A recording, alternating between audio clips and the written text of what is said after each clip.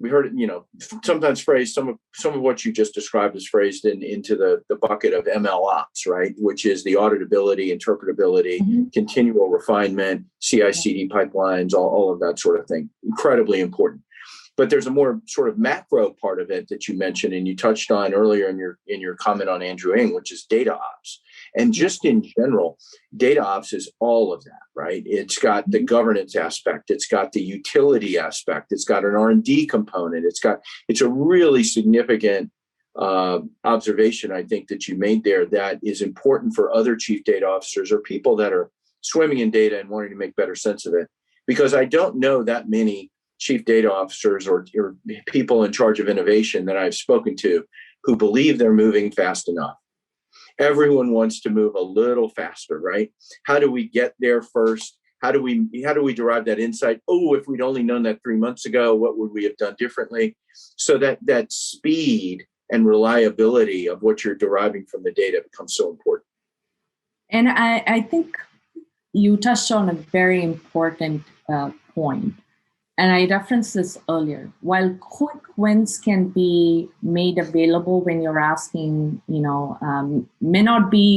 the question may not span multiple organizations, multiple lines of businesses. And I witnessed this during COVID pandemic times when you're trying to say, how did the billings revenue, how are the billing revenue trends? But then I think the key question was, how is it also impacting attrition numbers from a card member perspective? And these could be two different areas in your ecosystem, and then bringing them together to address that key question would not have been possible if there wasn't a very conscious effort to invest in key foundational capabilities and federate and provide self-service to the teams to be able to do that. And it required almost the entire enterprise to come together to answer those questions. So data ops is necessary till you're trying to get to answer the next big question ahead of time. And it won't happen, or it'll be very difficult to answer the question each time with people if that investment isn't consciously kept up. Yeah.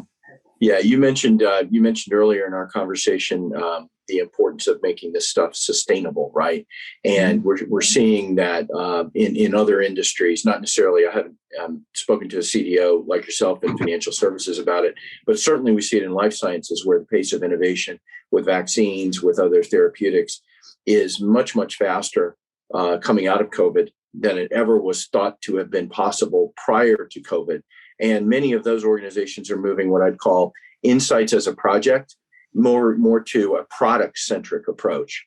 So it sounds like you're ahead of that. Like at Ally, you've been doing a product-centric approach for a while, right? That's your role, is to make better customer connections and better decisions for Ally Financial and its customers through that.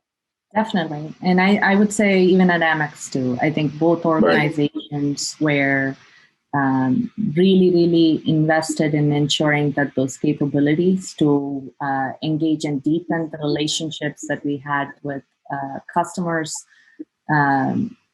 sort of even the talent investment to build the data fluency, the muscle, the operational muscle to productionalize use cases, govern it, and clearly in a highly regulated environment meant we needed to have explainability built into what we were doing from the models and parameters. And very, very smart people in both organizations have been on this journey for a very long time. Terrific. Well, Mahi, I have one final question for you, and that is, so you want to look back on, you're in a great role now, very senior, a lot of responsibilities, but let's look back and what would you tell your 25-year-old self about data and about your future career? What would you say to the 25-year-old Mahi? I would have definitely told my younger self to have taken a neural nets course or two when I was in grad school. I had the opportunity to do it, and at my 40-somethings, I'm sitting and taking courses that I could have taken 20 years ago and been ahead of the curve. So I would have certainly told myself to jump in, take that bold move, even in cases where you didn't know how you were going to use it all. So never pass up an opportunity would have been one thing. And Even otherwise, I tell my younger self, and I remind people that I mentor with and coach right now to spend more time with industry peers, the smart people who are building the latest and greatest. In the industry, it's a fascinating space. It's really no limit for where you can find talent and what you can learn from them. So I would have certainly told myself to never limit my own potential and go seek out those opportunities. That's great advice, Mahi. So if you're in college and you're listening to this, take that extra course. Mahi says that it'll help you later. I think she's right. Mahi, it's been great to speak with you today. This has been a conversation with Mahi Sethuraman, who's head of Omnichannel at Ally Financial. You can access this interview and other interviews online at cdomagazine.tech. Thank you so much for your time today, Mahi. Thank you very much. It was my pleasure talking to you, Tim.